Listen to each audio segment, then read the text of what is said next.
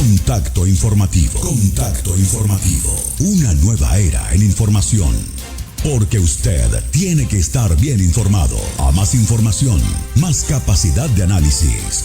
Información ágil y veraz, con cobertura regional. Contacto informativo. Noticias, entrevistas, comentarios y su voz. Aquí es importante para nosotros. Contacto informativo. Credibilidad en la información. Con Leonardo Yepes. Bienvenidos.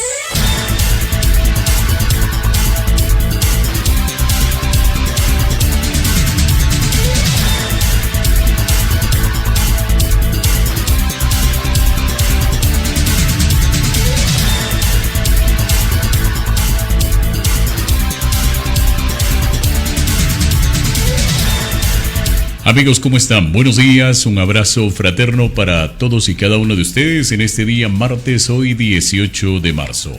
Una mañana fría en la blanca ciudad de Ibarra. Las heladas y los fríos intensos están a la orden del día en estos últimos días en la ciudad de Ibarra, en la provincia de Imbabura, donde se emite nuestra señal. Queremos saludarles a todos y cada uno de ustedes y darles la bienvenida a nuestro espacio de información. Noticias nacionales, locales, provinciales, nuestros invitados a esta hora de la mañana. Bienvenidos.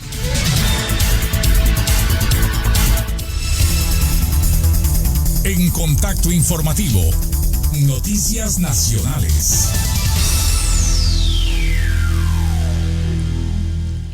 Son exactamente las 7 de la mañana. El detalle de la información del país.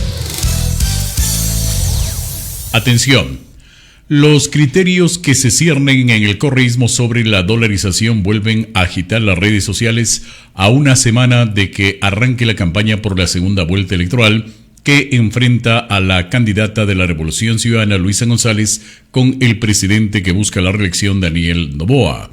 En el plan de gobierno de González se habla de recuperar y profundizar los instrumentos para gestionar la liquidez de la economía que proteja la dolarización. Sin embargo, los asambleístas del correísmo, Paola Cabezas y Gisela Garzón, avanzaron hasta una dolarización a la ecuatoriana. Durante una entrevista que se mantuvo el último fin de semana en el programa Políticamente Correcto de la cadena Ecuavisa, la dolarización no implica pensar en inglés, no a la ecuatoriana. Hay que hacer una dolarización que se sujete a las necesidades productivas que tenemos nosotros, señaló la asambleísta Paola Cabezas. Según la asambleísta, la idea es desincentivar el uso de los billetes físicos y buscar mecanismos para generar nuevos dólares a través de la inversión extranjera.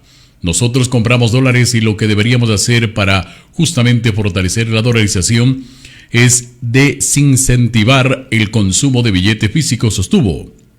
Garzón aludió a la circulación de monedas fraccionarias del dólar propias de Ecuador con los rostros de personajes como Eloy Alfaro, Tránsito Maguaña, Matilde Hidalgo, por ejemplo, y las billeteras digitales, donde los clientes de bancos y cooperativas puedan realizar pagos o cobros de manera virtual, teniendo como respaldo los fondos que se poseen en las cuentas.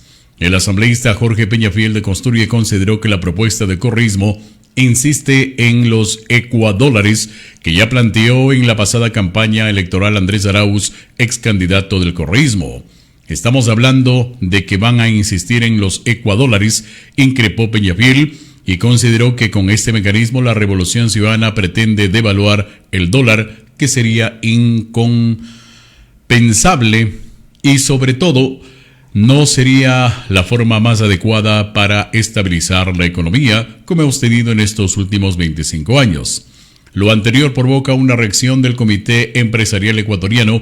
En un comunicado, el gremio dijo que respalda la dolarización por su rol clave en la estabilidad y el bienestar de los ecuatorianos y exigió propuestas técnicas no politizadas. Plantear escenarios como una dolarización a la ecuatoriana acarrea incertidumbre y es inconsecuente con la búsqueda de prosperidad para todos, señalaron en un comunicado. El tema de los ecuadólares vuelve, señoras y señores, al tapete del análisis y la discusión. Pero la pregunta es, el dólar americano, el que estamos manejando, no ha sido la moneda que nos ha mantenido estables actualmente en el país, a pesar de las condiciones de falta de empleo, de falta de productividad por todas las circunstancias que hemos pasado. Pero en los últimos 25 años, estimados amigos, el dólar ha sido la moneda que nos ha mantenido estables a pesar de la crisis económica. ¿Por qué entonces tratar de cambiar esta realidad económica, sino más bien deberíamos reforzar el dólar para que esta moneda permita lo más pronto posible, en el mediano, corto y largo plazo, estabilizar definitivamente al Ecuador? Formas y maneras de pensar de una ideología política lo que van a hacer es que el día de mañana el Ecuador retroceda muchos años. Gracias por estar con nosotros. Es Contacto Informativo a través de nuestro espacio de información de este día martes. Hoy es 18 de marzo del año 2025. Gracias por estar con nosotros. La situación de la provincia de Esmeraldas ha causado, estimados amigos, mucha preocupación.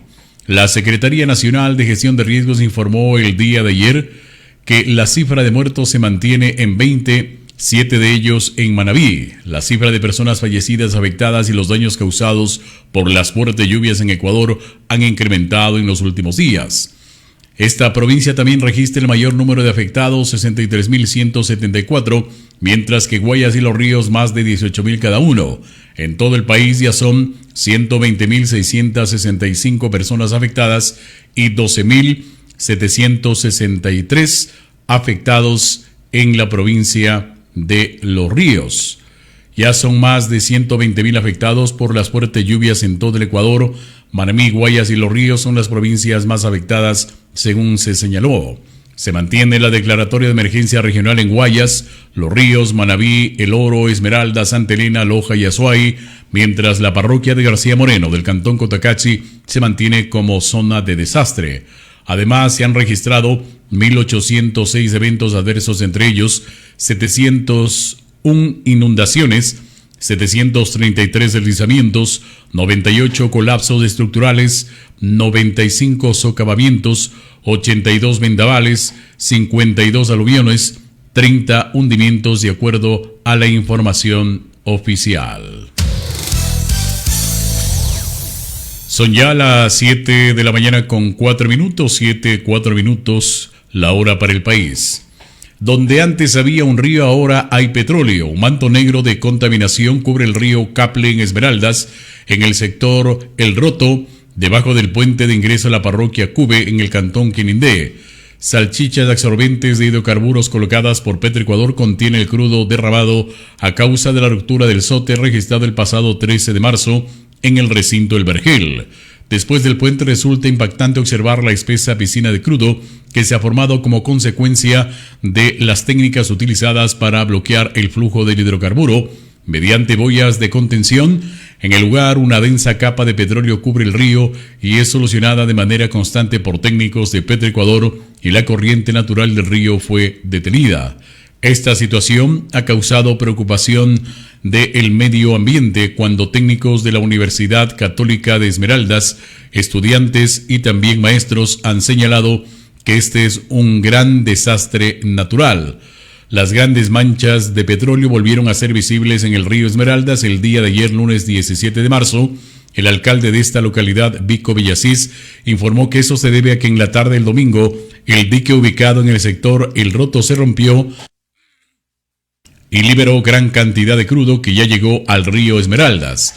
Las manchas son nuevamente escandalosas, dijo el alcalde. Y a propósito de este tema, hay varios sectores en Esmeraldas, en Quinindé y otros sitios donde no hay agua potable. ¿Cómo se está solucionando y cómo se va a tener agua para estos sectores para los próximos 15 días o un mes, a pesar de que hay técnicos que se señala que duraría mucho tiempo más sin agua estos sectores, señaló? Hoy está en emergencia, hoy tenemos familias, vamos a tener 1.500 raciones para que comiencen a levantar inmediatamente con lo que ya hemos levantado la información, porque así se ha manejado la emergencia en Esmeraldas. Levante la hoja, la gente siente que se levanta una información, pero no llegan las raciones. Y entendemos que es parte del proceso, pero no pueden decir que ya estamos con raciones, que vamos a tener agua potable, cuando eso no va a pasar, por lo menos en 15 días. ¿Por qué 15 días? Porque el mismo Petroecuador dice que esto puede llevar de 2 a 3 semanas, meses. Entonces estamos mal. Y lo más cómico de esto, donde podríamos cargar agua, que es Quilindé, todos conocemos cómo está la vía. La vía está destrozada. Y un carro que venga con peso será prácticamente imposible, que llegará en 5 horas cada tanquero aquí. Saldría más caro traer esa agua de allá que ver cómo operamos aquí con plantas.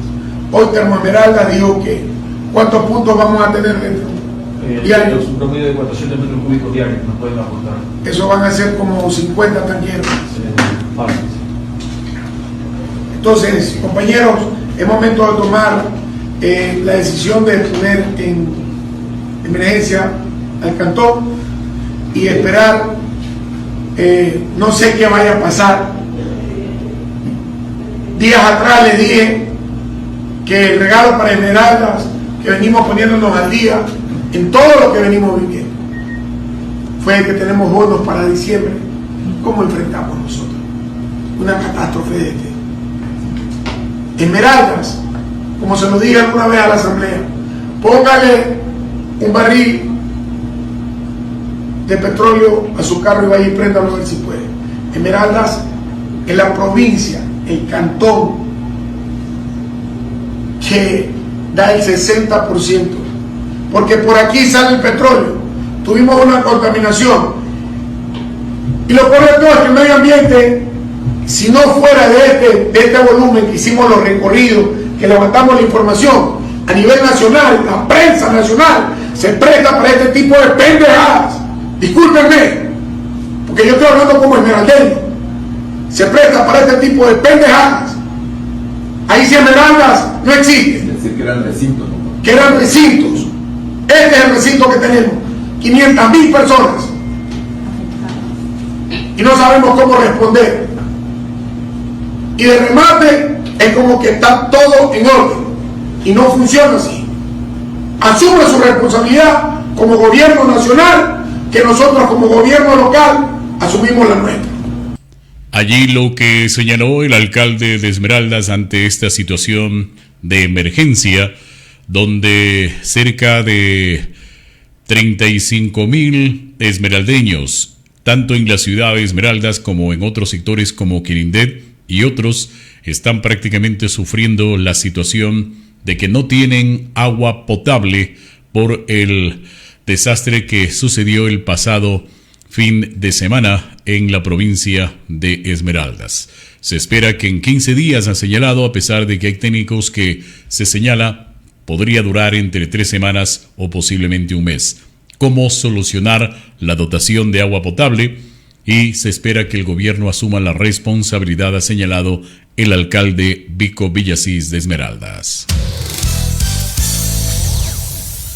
Vamos a cambiar de tema, son las 7 de la mañana con 10 minutos. Atención. El teléfono de Augusto Verduga, ex vocal del Consejo de Participación Ciudadana, puso en aprietos a la Revolución Ciudadana y confirmó los evidentes vínculos e intereses políticos entre los consejeros de la Liga Azul y el correísmo. El resumen de los chats extraídos del celular de Verduga y difundidos por la Fiscalía General forman parte de la evidencia del caso ligados por presunta asociación ilícita que se sigue contra los exconsejeros Verduga, Eduardo Franco Lor, Yadira Saltos y la todavía consejera Nicole Bonifaz.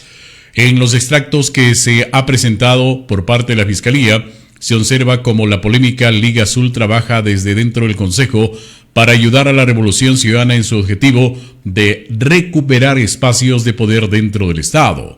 Las conversaciones que llevaban a cabo en la aplicación de mensajería WIRE como tecnología de cifrado y encriptado Además, como medida adicional, los correístas utilizaban alias e iniciales para comunicarse. Y entre los extractos liderados por Fiscalía, los protagonistas son Mónica ERTL y AN, los seudónimos elegidos por Verduga y aparentemente Andrés Arauz. En sus conversaciones, el entonces consejero de Participación y el secretario ejecutivo de Revolución Ciudadana organizaban sus estrategias jurídicas y políticas. Desde ahí se delinearon las acciones que ejecutaron o intentaron ejecutar los miembros de esta agrupación política para conseguir espacios de poder dentro de distintas instituciones públicas. Entre los objetivos estaban la Superintendencia de Bancos, el Consejo de la Judicatura, la Defensoría Pública y el Tribunal Contencioso Electoral. Por ejemplo, en enero, cuando la Liga Azul consiguió recuperar momentáneamente la mayoría dentro del Consejo, revocaron la designación de Roberto Romero von Buchenwald como superintendente de bancos, quien encabezó la terna enviada por el presidente Daniel Noboa, aunque 5 días después se echó abajo por las implicaciones jurídicas de la decisión que acarreaban una probable destitución. Pero no le sirvió de mucho porque el 31 de enero el golpe llegó por otro lado. El Tribunal Contencioso Electoral, pese a que en sus conversaciones aseguraban que contaban con 3 de 5 votos en el organismo. Las discusiones y cálculos del chat Yussi Sud entre Arauz y 4 miembros de la Liga Azul, Saltos, Verduga, Francolor y Vilpe Párraga, que iniciaron un bombardeo de recusaciones a los jueces electorales, no lograron el objetivo de evitar la destitución. Gracias por estar con nosotros. Es Contacto Informativo desde la blanca ciudad de Ibarra. Estimados amigos, el día de ayer, el abogado Washington Andrade, defensor de varios sectores sociales donde ha señalado que ha sido parte de la defensa de los intereses nacional con la CONAIE y otras organizaciones sociales, el día de ayer presentaron a la Corte Constitucional una demanda de inconstitucional a la acción tomada por parte del CNE para que no se utilice los celulares el día del proceso eleccionario y se pueda tomar una fotografía de su voto. Al respecto, el abogado señaló lo siguiente. Medida cautelar, pero se denomina la suspensión de los efectos del acto. Ya recordarán que recientemente la Corte actuó así en esta ley que se llamó Antipillos, por ejemplo, y ahí se suspendieron los efectos, ¿no es cierto?, hasta que se resuelva la inconstitucionalidad. Acá le estamos pidiendo a la Corte que se pronuncie, es decir, en el mismo auto de admisión a trámite, para efectos de que se suspendan los efectos y que se pueda dar una elección, se puedan dar las elecciones de la segunda vuelta libremente. Nosotros estamos viendo que hay un riesgo también acá a la democracia, a la transparencia del proceso electoral, porque en esta decisión de no permitir el uso de celulares va inmerso también el hecho de prohibir o dar la facultad a los miembros de la fuerza pública para que prohíban, para que incluso los miembros de las juntas receptoras no puedan utilizar sus celulares. Esto es sumamente peligroso para la democracia. Hemos redactado esta acción de protección conjuntamente con el abogado Esteban Rodríguez, que es el director del área de constitucional de nuestro estudio Andrade y Escobar Abogados. Él puede dar un detalle técnico también. Lo que sí es que vamos a hacer y hacemos una invitación a todos los ciudadanos que pierdan el miedo, que podemos ejercer nuestro derecho a la resistencia previsto en el artículo 98 de la Constitución. Si la Corte Constitucional no se pronuncia, nosotros debemos ejercer este derecho. Allí lo que manifiesta el abogado Washington Andrade al presentar esta acción de inconstitucionalidad en la Corte Constitucional. Se espera que en los próximos días, de acuerdo a lo que ha señalado el abogado, se pronuncie y se pueda tomar una decisión, porque sería inconstitucional y coartar el derecho a la libertad, ha señalado. Las 7 de la mañana con 17 minutos. A propósito de este tema, se acerca el debate presidencial de la segunda vuelta en Ecuador y empiezan a aparecer detalles de cómo sería el encuentro entre Luisa González de la Revolución Ciudadana y Daniel Noboa de Acción Democrática Nacional el próximo domingo 23. Ambos sectores políticos ya se cruzaron el 1 de octubre del 23 en el debate de las elecciones extraordinarias de este año. A diferencia de aquella ocasión en la que Noboa fue el primero en intervenir, esta vez será González que ocupará justamente el primer espacio para poder ser parte de este debate. Carlos Yaguachi, coordinador nacional de comunicación del Consejo Nacional Electoral, dio detalles de este debate. El debate presidencial de segunda vuelta en Ecuador se desarrollará tendrá dos momentos en cada eje temático.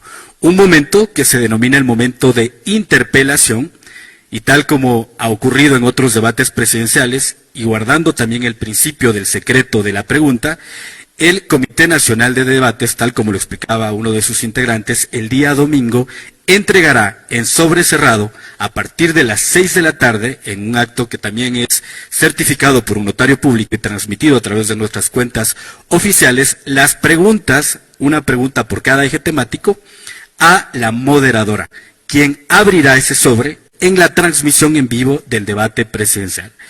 Una vez que la moderadora abra el sobre con la pregunta de cada uno de los ejes temáticos, en la sección de interpelación, el candidato tendrá o la candidata tendrá 2 minutos 30 segundos para responder a esa pregunta planteada por el Comité Nacional de Debates, que en este caso, por poner un ejemplo, el eje número 1 es de educación y tendrá que referirse a la pregunta planteada. El candidato, que se encuentra en el atril número B, tendrá 1 minuto para interpelar esa respuesta dada por el candidato que expuso pues en 2 minutos con 30 segundos. Y el candidato responderá la interpelación que le ha dado en 1 minuto el candidato del atril B en 1 minuto con 30 segundos. Hay una segunda interpelación en esta sección precisamente de interpelaciones y el candidato B tendrá la oportunidad de hacer una segunda interpelación en 30 segundos y el candidato A, que ha estado haciendo uso de la palabra, responderá en 1 minuto esa pregunta. Eso en cuanto a la sección de interpelación, les pedimos mucha atención. El segundo momento, por cada eje temático, este procedimiento de interpelación se cumple una vez que haya desarrollado el moderador la pregunta 1 con el candidato A y con el candidato B. Cuando ambos candidatos hayan desarrollado esta sección de interpelación, empieza la sección de preguntas cerradas, que tiene que ver con la misma temática que estamos abordando. Un poco la novedad de esta metodología es que quienes formulan la pregunta cerrada es cada uno de los candidatos y tendrá que hacerlo sobre la temática que se está abordando. Allí lo que señaló Carlos Yaguachi, coordinador nacional de comunicación del Consejo Nacional Electoral. Se espera que en este debate los dos candidatos finalistas puedan con altura, con respeto sobre todo, darle a conocer al Ecuador, en el caso de llegar a ser presidenta o presidente reelecto, las soluciones a todos los problemas que actualmente tiene el país. Por ello, creo que es importante también estar atentos y sobre todo que permita este debate conocer realmente a los candidatos y su proyecto político y poder tomar una decisión el próximo 13 de abril.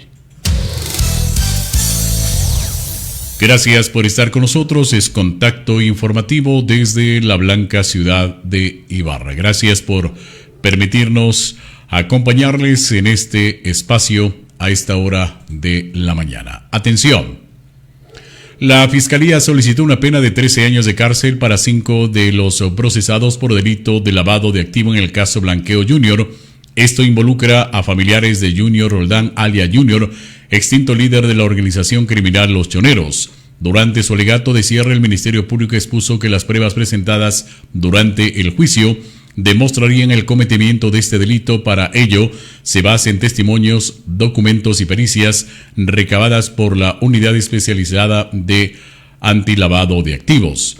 Entre los procesados figuran 2 exparejas sentimentales y un hijo de Roldán, que fueron causados por los autores directos de lavado de activo. La Fiscalía dice haber demostrado que los procesados en esta causa lavaron activos por alrededor de 12.7 millones al sistema financiero nacional y que cada uno de los beneficiarios de montos millonarios son los que adquirieron bienes muebles e inmuebles de manera injustificada. Los 6 procesados ejecutaron actividades de integración, extratipificación y colocación de bienes, mismas que consisten en dar apariencia de legalidad al dinero ilícito. A la vez, recepción física de bienes de cualquier naturaleza como consecuencia de actividades ilícitas, según el Ministerio Público.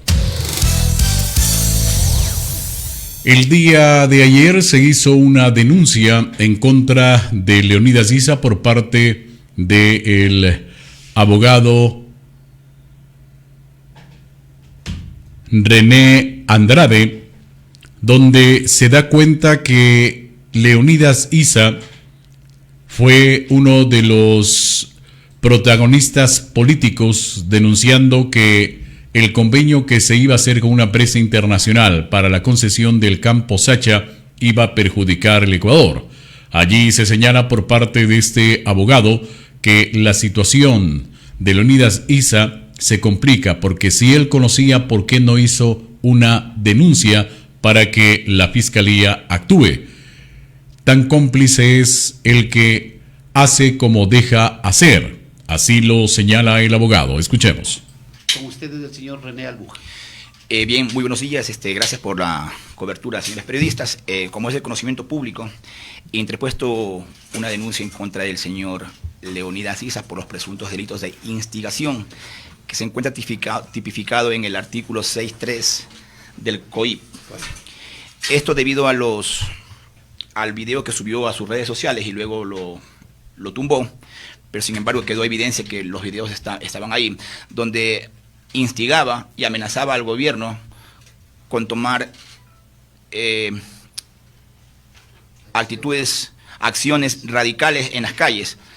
Y parece que al señor Leonidas Issa se le ha olvidado que Ecuador es un Estado de Derecho y que si es que él tenía presunciones o indicios de que había algún acto de corrupción en la concesión del campo petrolero Sacha, debería haberse acercado a la Fiscalía, debería haberse acercado a Contraloría a denunciar.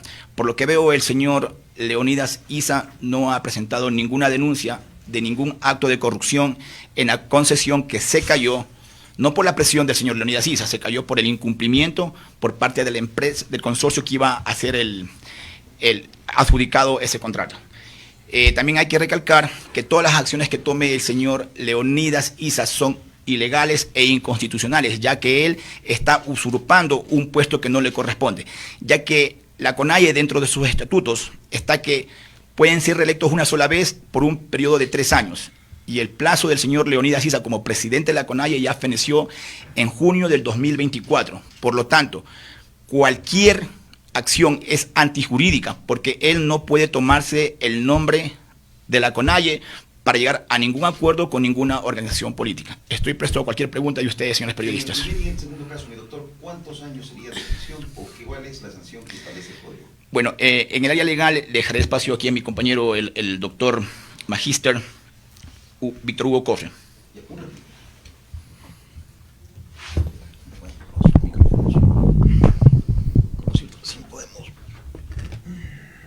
El de aquí también se mueve, ¿no es cierto?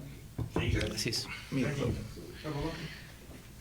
Sin que sea importante el tema de prisión preventiva o prisión, ¿cómo se llama?, que le corresponde a cada uno de los delitos que haya cometido.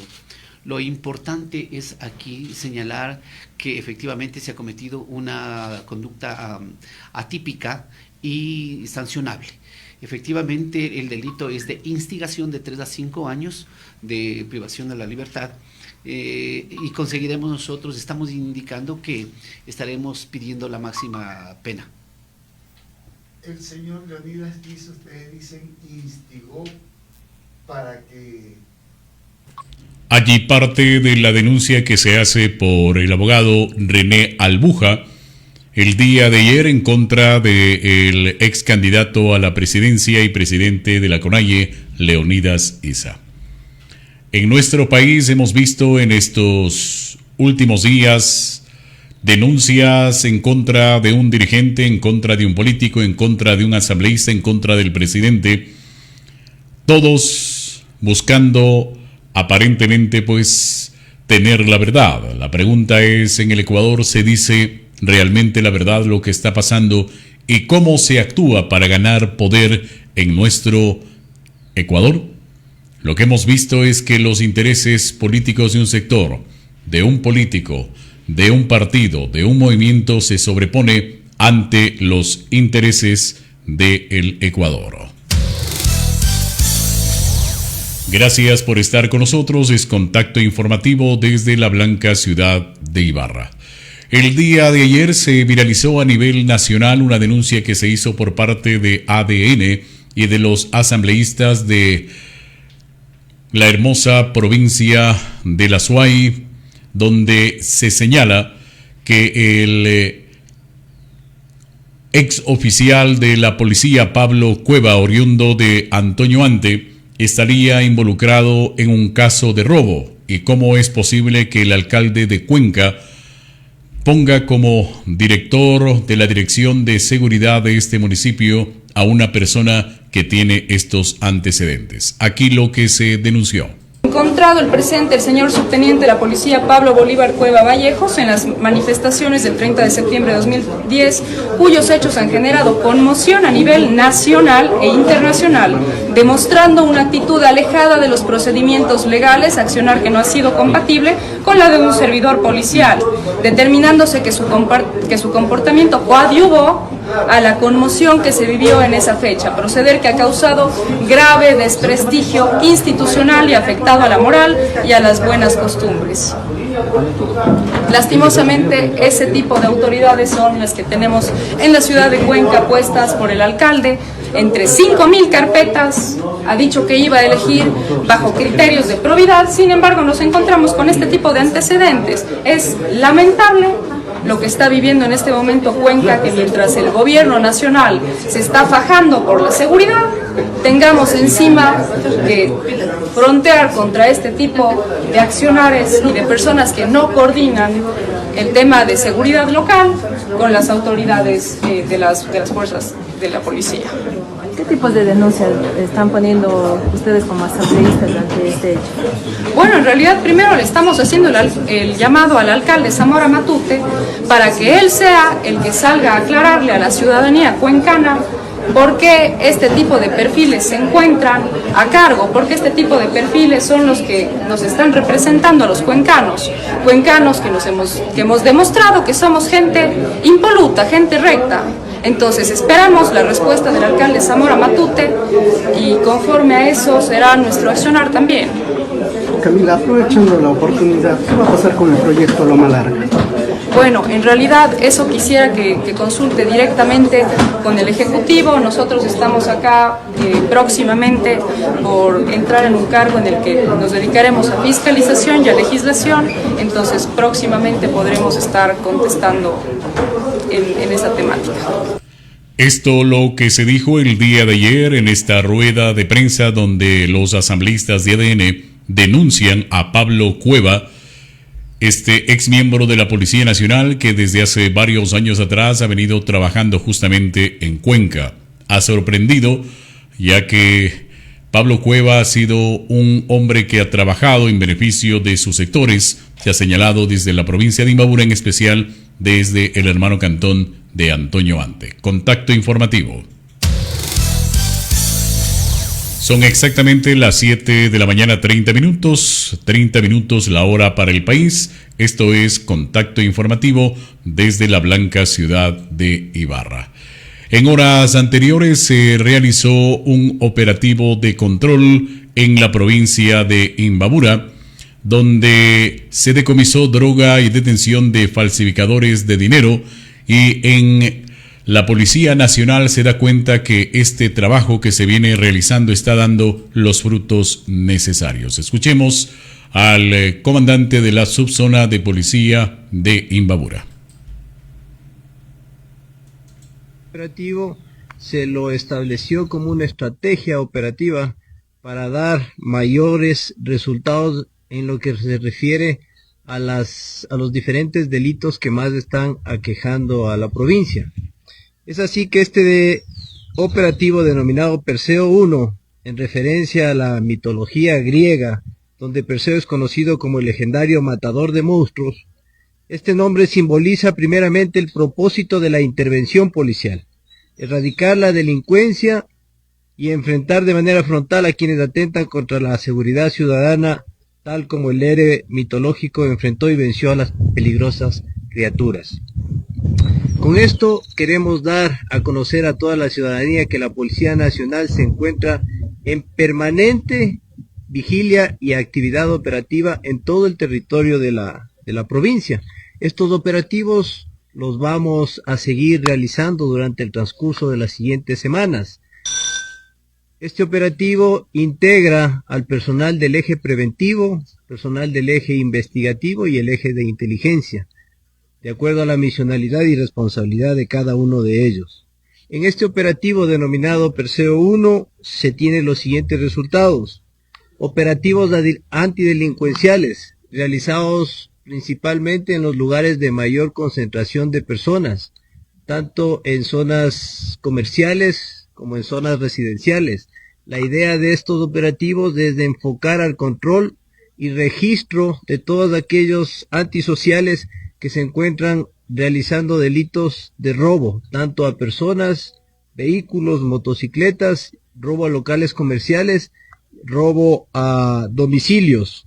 Y para eso tenemos un total de 1.467 personas revisadas en los registros de Policía Nacional, 1.322 vehículos revisados, y en el transcurso de estos 3 días de operativo tenemos un total de 31 personas detenidas por diferentes delitos.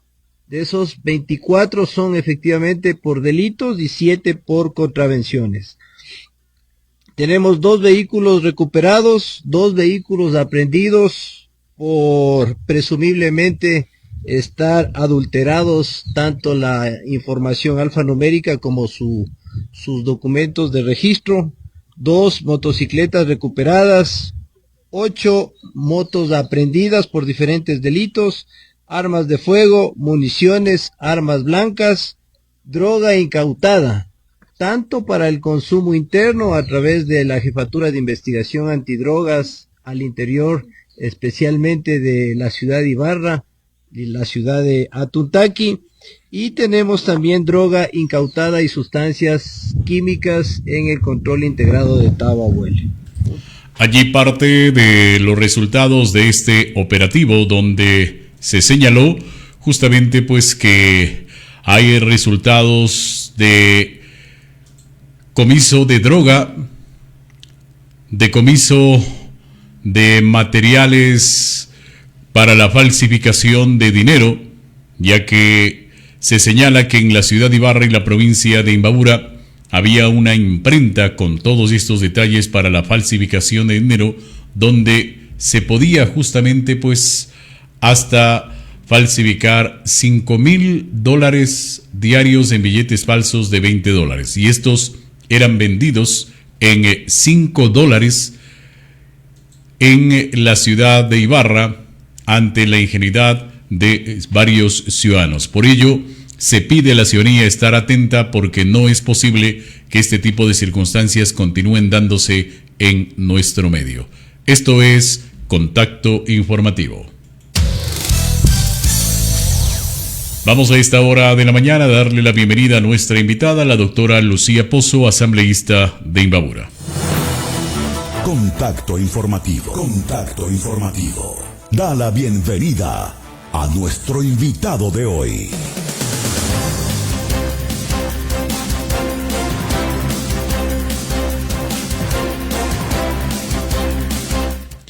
Gracias por estar con nosotros. Está ya en línea la doctora Lucía Pozo, asambleísta en representación de la provincia de Imbabura.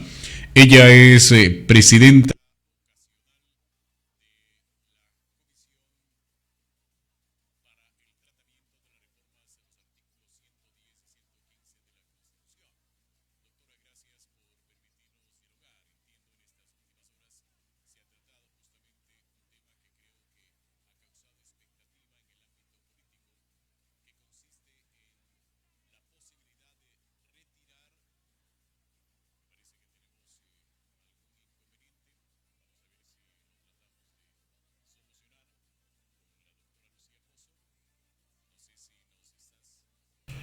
Vamos a ver si podemos solucionar allí. Correcto, tuvimos un pequeño inconveniente allí. Decíamos, doctora, que usted está tratando el tema de las reformas a través de la Comisión Especial de Tratamiento de los artículos 110 y 115 de la Constitución. Esto ha causado expectativas, sobre todo en el ámbito político, debido a que muchos señalan que quitarle los recursos a los partidos políticos para los procesos eleccionarios sería inconstitucional, debido a que hay partidos políticos que han sido tradicionales, movimientos políticos tradicionales, y en muchos de los casos hay desventajas para una presentación política y ciertas candidaturas. ¿Cuál es el tema específico? ¿Qué es lo que se está haciendo? ¿Y cuáles posiblemente sean los resultados? Doctora, qué gusto, bienvenida, buenos días. Muchísimas gracias, estimado Leonardo. Un saludo muy cordial para usted, para todos quienes nos miran en Contacto Informativo. Un fuerte abrazo desde la capital. Bueno, en efecto, tengo el privilegio de presidir, de ser la presidenta de esta comisión especial que se ha conformado en el Pleno de la Asamblea Nacional con el objetivo de realizarle el control, el seguimiento, la gestión a un planteamiento del presidente de la República que tiene que ver con el financiamiento a las organizaciones políticas. Este trabajo lo hemos ya venido desarrollando, tenemos 8 o 9 reuniones de esta comisión que nos han permitido convocar a comisiones generales a varias personas, al señor ministro de Gobierno, José de la Gasca, a quienes han planteado con la iniciativa de quitar el financiamiento de las organizaciones políticas por parte del gobierno, es decir, los proponentes, entidades de control, expertos, académicos, y ya estamos en el proceso de convocar a las organizaciones políticas, porque no sería valedero que pongamos sobre el tapete un tema tan importante para el manejo y para la democracia del país sin contar y sin dar oídos a o los beneficiarios o quienes se sientan de una u otra forma perjudicados también con este planteamiento. Así que ya nos encontramos en ese proceso. El día de hoy estoy justamente dirigiéndome a la Asamblea Nacional, pues tendremos una reunión de la comisión con los comisionados exclusivamente para aprobar el contenido del primer informe que se pone en conocimiento del Pleno de la Asamblea Nacional para el primer debate de esta comisión. Así que se ha venido haciendo un trabajo muy serio, muy responsable, muy amplio, muy dinámico, poniendo sobre el debate y abriendo este debate a todos los sectores. Hemos hecho una convocatoria ampliada a la academia y a varios sectores vinculados, ¿no?, con este proceso. Yo creo que es lo correcto. De ninguna manera en un espacio que yo lidere, menos todavía, no vamos a permitir que el diálogo sea abierto, sobre todo en un tema que afecta directamente a la composición de la democracia en el país. Así que nos encontramos, doctora, en ese trabajo, Leonardo. Hoy día el primer debate dentro de la comisión para el primer debate del Pleno de la Asamblea. Doctora, pero ¿cuál es el resultado que se aspira? Le pregunto esto porque hay varios sectores que han señalado que se está tratando un tema político y que aparentemente se va a coartar la libertad de los partidos políticos, de los movimientos, a tener recursos para, lógicamente, en un país democrático, presentarse como candidatos o candidatas. Esto, lógicamente, ha preocupado. La pregunta es, con lo que pasó en el último proceso eleccionario, donde hubieron 16 candidatos a la presidencia y una gran mayoría no sacó ni un 1% de aprobación, ¿esto quiere decir que el pueblo los rechaza o que necesitamos justamente esta reforma, esta enmienda a la Constitución para que esto cambie, doctora, y que, no sé, el día de mañana tengamos solo 1 o 2 partidos, 2 o 3 movimientos que permitan, lógicamente, que el pueblo ecuatoriano pueda escoger entre realidades de proyectos políticos o de sectores políticos que permitan cambios en el país? Correcto. Mire, hay varias posturas, Leonardo, y en mi calidad de presidenta de esta comisión yo le voy a poner a usted sobre el tapete varias de ellas, 3 específicamente. La primera, que es la que plantea el proponente, que es el presidente, eliminar todo el financiamiento contenido en los artículos 110 y 115 de la Constitución que tienen que ver con el fondo partidario permanente, que es ese fondo y ese presupuesto que no reciben todas las organizaciones políticas, sino quienes hayan pasado por ciertos filtros de aprobación, porcentajes de votación en varias elecciones, es decir, hay varios parámetros para poder recibir ese fondo partidario permanente. Y también lo que contiene, lo que tiene que ver con el fondo de promoción electoral. Son los dos fondos que el Estado, desde la Constitución del 2008, entrega a las organizaciones, el uno con el objetivo de que se supone que el 70% de estos recursos que reciben las organizaciones políticas como fondo partidario permanente deban invertirse en temas de capacitación política. ¿Cuál es el objetivo? Es que se fortalezcan las organizaciones políticas, que puedan promover, generar, impulsar, crear, formar líderes que respondan a un lineamiento ideológico que se supone que cada partido debe promulgar, con los que los ciudadanos se sientan identificados. Y el fondo de promoción electoral que propone eliminar el presidente de la República es aquel fondo que se destina únicamente en época de campaña. A mí me gusta hacer esta aclaración porque a veces la gente piensa que son recursos que se entrega a los candidatos y eso no es así. Son fondos que maneja el Consejo Nacional Electoral directamente con los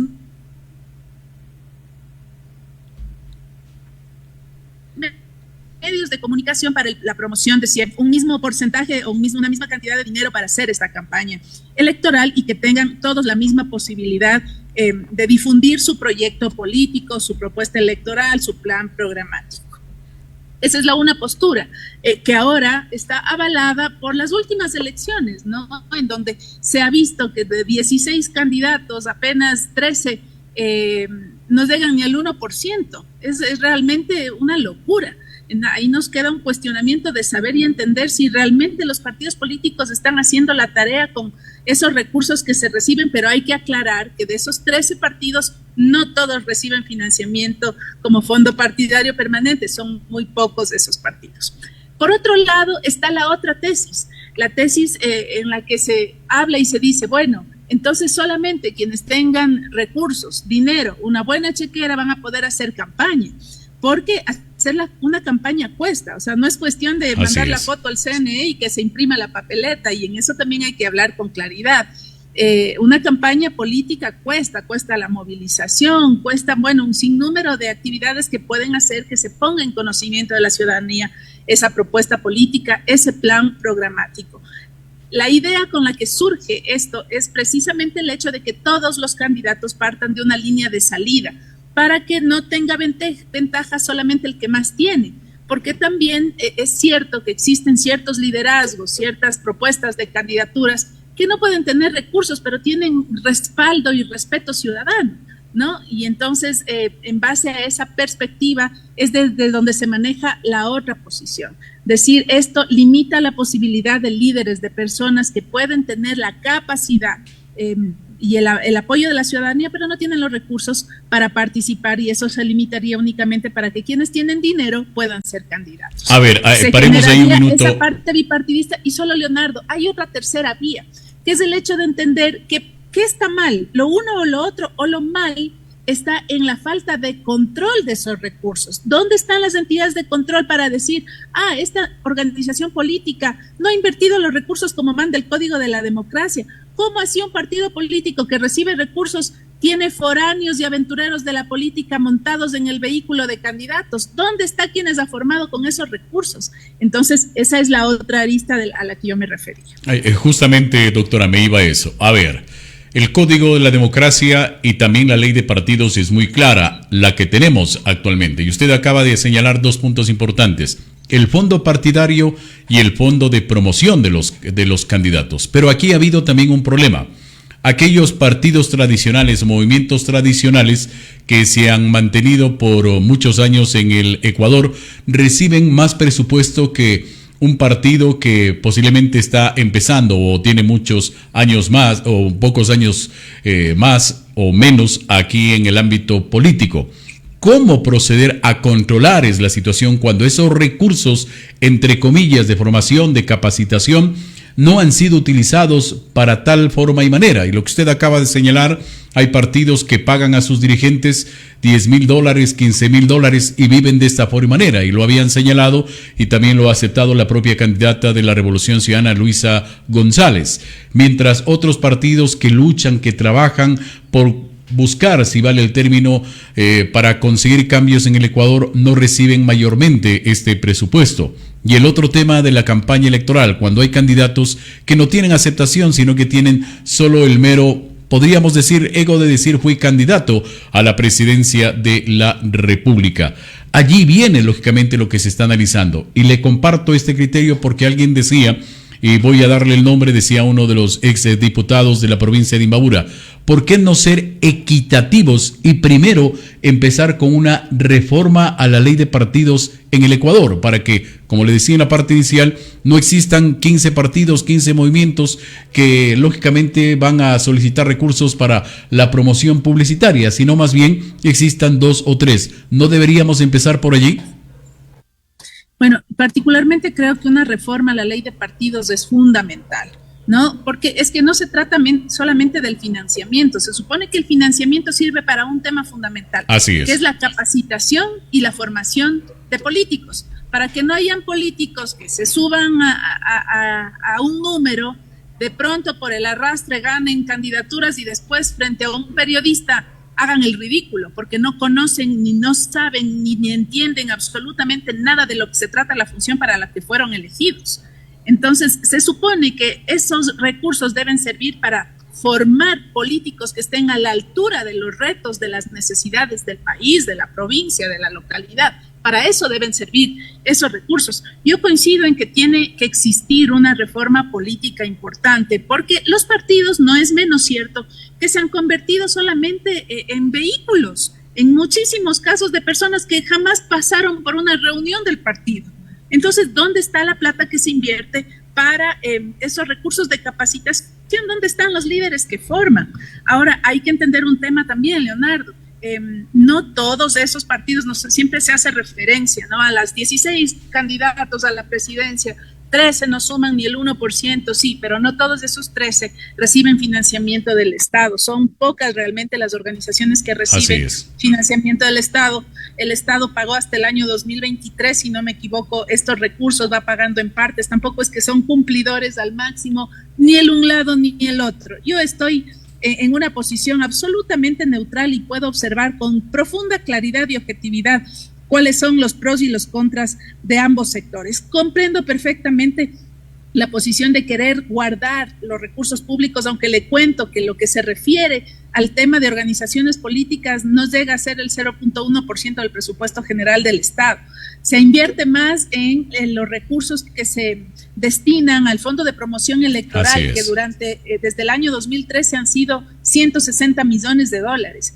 Y para las organizaciones políticas desde el año 2013 han sido algo más de 40 millones de dólares. De esos, menos del 15% que se destinan al Instituto de la Democracia, que es una entidad adscrita al CNE, realmente sería el Instituto de la Democracia, entre comillas, la organización política que más recursos habría recibido, y que estamos averiguando qué tipo de funciones ha cumplido realmente en aporte a la democracia. Así que, más allá de aquello, de los montos, que sí me gusta también que la gente los sepa y los conozca, hay todas estas posturas. Y por otro lado, querido Leonardo, también no es menos cierto que hace falta el fomento de una militancia activa, que no se puede estar esperando solamente a los recursos del Estado, ¿sí? Para poder mover una militancia comprometida como sucedía antes, ¿no? Yo quiero que este hombre o que esta mujer me represente, vamos a hacer algo, vamos a hacer vaca, yo aporto. Y esa gente se sentía comprometida con su militancia. Hoy es una burla lo que sucede con las militancias. Mañana llegan a la asamblea, se pegan el camisetazo sin ningún problema, porque sienten que no tienen a quién responder, porque hay también una desconexión entre esa militancia y los candidatos o los representantes, porque realmente no hay un ejercicio político partidista real. Y eso es un error, una falla de quienes no terminan de impulsar una agenda programática de las organizaciones políticas para poder sumar una militancia real. Entonces, hay errores de lado y lado. Yo creo también que no ha existido un control suficiente. Probablemente lo malo no sea el financiamiento, sino la falta de control, de sanción a las organizaciones que no están cumpliendo con estos parámetros. Y por otro lado, por supuesto, que los partidos políticos han cometido crasos errores, han defraudado a su militancia. Hoy mismo en la Asamblea Nacional, cuando hemos intentado aprobar una ley que fustigue y castigue el camisetazo, no ha pasado, no ha tenido la mayoría ni la aprobación de asambleístas, y lo único que se está promoviendo es ese transfugismo político, que hoy llego por un partido, mañana me cambio de camiseta y no pasa nada. Esa es la realidad que se vive en el Ecuador. Doctora, están tratando ustedes, y ustedes están ya en la recta final de esta asamblea en este periodo. ¿Consideraría usted que se podría alcanzar a esta reforma debido a que la próxima asamblea va a estar muy polarizada entre los revolucionarios, permítame, correístas, y los de ADN? Y allí podría trancarse lo que se ha hecho o lo que se está haciendo en este trabajo, doctora. Correcto, sí, esa es una de las preocupaciones, y mire, esa también es una tarea que queda para el análisis de los ciudadanos, ¿no? Por un lado, siempre nos comparamos con los Estados Unidos, ¿no? Es que miren los Estados Unidos, los conservadores y los liberales, entonces ya está solucionado el problema, pero hay que entender que hay una constitución de 200 años a la que no le han metido la mano, en la que no en cada campaña electoral nos dicen vamos a hacer una constituyente. Hay madurez política más allá de las diferencias ideológicas. Aquí a mí me preocupa realmente la nueva composición de la Asamblea Nacional, en donde usted y cientos de periodistas y gente que hace opinión sabe y entiende que puede existir un boicot permanente de dos organizaciones que ninguna tiene mayoría, o que lograr esa mayoría puede significar muchas cosas vergonzosas para poder acceder a una mayoría. Y de ahí también surge un poco esa importancia del análisis de la necesidad de tener otras voces, ¿no? Otras organizaciones que puedan generar ese equilibrio, que no haga que haya esta polarización terrible que puede generar un boicot permanente, para que temas como estos terminen guardados en el fondo de la congeladora, que esa es una de las preocupaciones que puede haber. Mientras yo esté en la Asamblea y presida esta comisión, voy a darle el movimiento que esta requiere, con el respeto absoluto a todos los sectores que necesitan ser escuchados, a las organizaciones, al gobierno, a los organismos de control, a la academia, a los expertos, así como lo hemos venido haciendo. Llegaremos al primer debate y a realizar varias reuniones para seguir aportando en la construcción del informe para el segundo debate. Eso es importante decirlo. Y marcar una línea respecto de todos los aportes que se han ido generando a lo largo del trabajo que hemos venido haciendo. Sí, es una variable que puede existir, que después llegue una posición tan polarizada en la Asamblea que esto se quede guardado, que a nadie le interese tocar, o porque no van a tener los votos, o porque sí tengo los votos pero no me conviene porque quedo mal políticamente.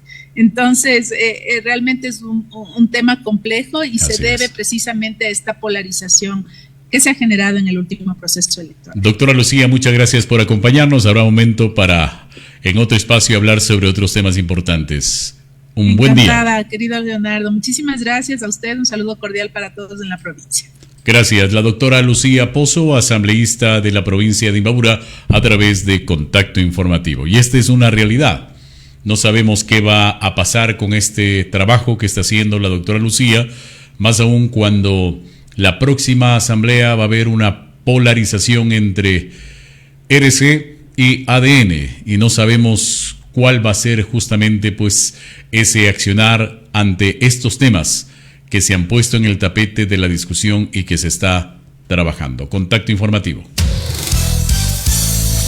Gracias por estar con nosotros en esta mañana de martes, hoy 18 de marzo del año 2025. El día de ayer, en la Cámara de Comercio de la ciudad de Ibarra, se desarrolló un evento de información por parte del Servicio de Rentas Internas. El director general del SRI estuvo en la ciudad de Ibarra, Damián Larco, y señaló en qué consiste este trabajo que se está realizando a nivel nacional.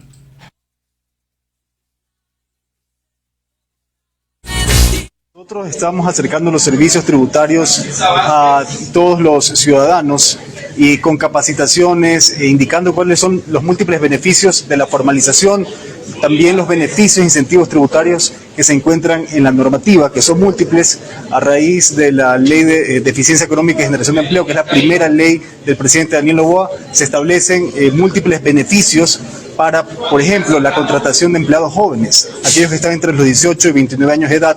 Las empresas tienen un beneficio que pueden deducir esa nómina en un 50% adicional y hasta un 75% si esos jóvenes provienen de universidades o colegios públicos. Tenemos beneficios para los proyectos sociales, para erradicar la desnutrición crónica infantil, para también aquellas compañías que decidan patrocinar a nuestros estudiantes con becas, dotar de equipamiento a las escuelas, alimentación también para los estudiantes. Todas esas empresas ese patrocinio lo pueden deducir en un 150% adicional en su liquidación del impuesto a la renta. Tenemos también beneficios para proyectos de inversión, de generación de energía limpia, las zonas francas. Tenemos también para los proyectos turísticos que tienen exoneraciones del impuesto a la renta. Entonces estamos promocionando todos estos múltiples beneficios e incentivos tributarios. Y este año 2025 iniciamos la campaña Tú ganas, Ecuador gana, porque si se toman esos beneficios, se genera empleo, se genera mayor inversión, se auspician estos proyectos sociales y ganan las empresas, gana la ciudadanía y el Ecuador entero también gana. Damián Larco, en su calidad de director general del Servicio de Rentas Internas, en su visita a la ciudad de Ibarra. Creo que es importante señalar que este tipo de capacitación permitirá, lógicamente, que los ciudadanos, los emprendedores, los microproductores, los empresarios tengan conocimiento cómo actuar con las reformas que se han hecho. Atención, este lunes 17 de marzo, en un operativo que fue llevado a cabo en el Centro de Privación de Libertad mediante la coordinación entre Policía y las Fuerzas Armadas, con el propósito de garantizar la seguridad y el orden dentro de la cárcel de Ibarra. Más de 150 uniformados fueron desplegados en diversas áreas, realizando una minuciosa requisa en las celdas. Durante la intervención fueron encontrados e incautados diversos objetivos, entre estos 6 terminales móviles con sus cargadores, 25 objetos cortopunzantes, 12 pipas artesanales, 5 relojes digitales, 2 audífonos inalámbricos, varios cables USB y otros artículos no permitidos. Todos los indicios fueron ingresados bajo cadena de custodia al Centro de Acopio de Indicios y Evidencias CAEI Ibarra, en cumplimiento a los protocolos establecidos para el manejo de las evidencias. Son exactamente las 7 de la mañana con 59 minutos, 7:59 minutos la hora para el país. Con esto estamos cerrando nuestro boletín de este día martes. Siempre es un placer inmenso acompañarles a todos y cada uno de ustedes. Volveremos el día de mañana a partir de las 7 de la mañana con más e importante información. Desde la Ciudad Blanca de Ibarra les saludamos. Un abrazo. Contacto informativo. Contacto informativo. Esperamos haber satisfecho su necesidad de información. Los protagonistas del quehacer diario han sido parte de la información ágil y oportuna. Contacto informativo. Contacto informativo. Mañana volveremos para continuar informando. Contacto informativo. Credibilidad en la información.